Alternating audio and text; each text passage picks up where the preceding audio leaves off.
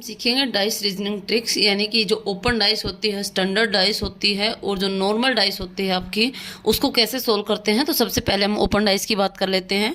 Open dice means जो खुली हुई डाइस होती है वो कुछ इस प्रकार से होती है।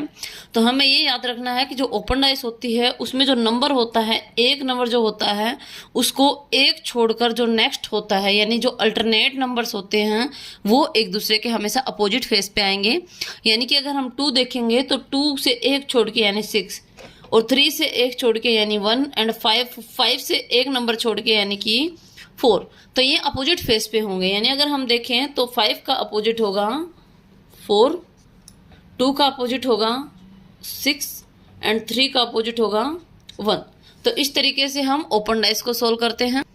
ये एक और एग्जाम्पल है, इसमें आपको बताना है कमेंट करके कि जो 5 है उसके अपोजिट कौन होगा, यानी आपको 5 का अपोजिट बताना है।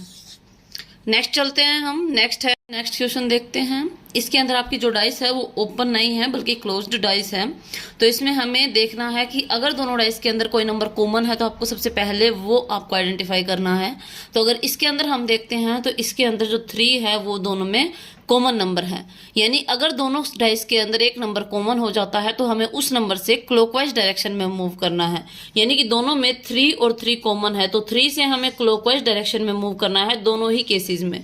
तो फर्स्ट केस में अगर हम 3 से क्लॉकवाइज डायरेक्शन में मूव करते हैं तो 3 के बाद 2 आता है, फिर उसके बाद आता है 4।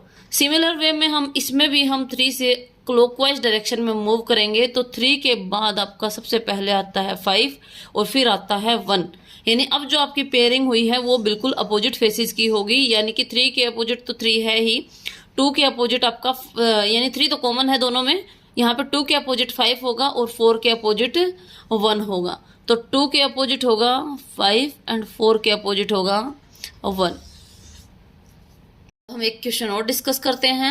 हमें इस क्वेश्चन के अंदर देखना है कोई कॉमन नंबर है या नहीं है। तो दोनों ही डाइस के अंदर कोई भी कॉमन नंबर आपका नहीं आ रहा है।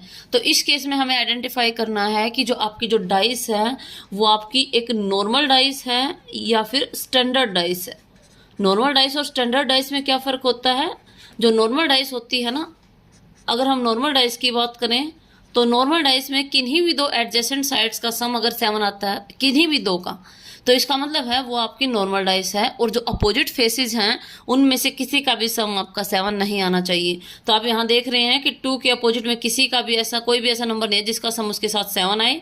3 के अपोजिट में भी आपका 5 के अपोजिट में 6। यानी कि यहाँ पे आपकी जो ये डाइस है ये स्टैंडर्ड डाइस नहीं है। यहाँ पे 5 और 2 7 आ रहा है और 6 और 1 7 आ रहा है। यानी अगर आपका एडजेसेंट साइड्स का सम किन्हीं भी 2 एडजेसेंट साइड्स का सम अगर 7 आ जाता है तो जो आपकी डाइस है वो एक नॉर्मल डाइस हो जाती है। और नॉर्मल डाइस में आपको पता है, नॉर्मल डाइस में हमें पता है कि जो आपका टॉप होता है वो टॉप के अपोजिट होता है, जो लेफ्ट होता है वो राइट के अपोजिट होता है, और जो राइट होता है वो लेफ्ट के अपोजिट होता है। यानी 2 4 के अपोजिट होगा, 3 1 के अपोजिट होगा, 5 6 के अपोजिट होगा।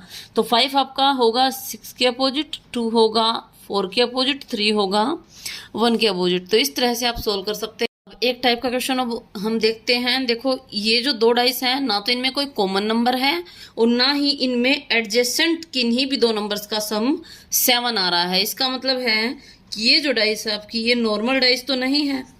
नॉर्मल डाइस नहीं है तो अब हम चेक करेंगे कि ये स्टैंडर्ड डाइस है कि नहीं है। तो हमें पता है कि स्टैंडर्ड डाइस में अपोजिट फेसेस का सम 7 आना चाहिए। किन्हीं भी 1 या 2 अपोजिट फेसेस का सम 7 आएगा। हमें यहाँ से देख सकते हैं 5 2 7 4 3 7 6 1 7। इसका मतलब है कि ये एक स्टैंडर्ड डाइस है। और स्टैंडर्ड डाइस में आपको पता है कि जो टोटल सम होता है वो 7 आए वही आपके अपोजिट फेसेस होते हैं। तो 1 के अपोजिट कौन होगा, 6 होगा, क्योंकि 6 और 1 7। 2 के अपोजिट 5 होना चाहिए। 3 के अपोजिट कौन होना चाहिए, 4 होना चाहिए। 4 के अपोजिट 3 होना चाहिए। 5 के अपोजिट 2 होना चाहिए। 6 के अपोजिट, तो इससे क्लियर हो जाता है आपका कि 1 जो है आपका वो 6 के अपोजिट होगा, 5 2 के अपोजिट होगा एंड 3 4 के अपोजिट होगा। तो इस तरीके से हमने चारों टाइप के डाइस के क्वेश्चन सोल्व कर लिए हैं। आई जस्ट होप कि आपको ये वीडियो पसंद आई होगी। तो मेरे चैनल को please like share and subscribe जरूर करें। Stay tuned.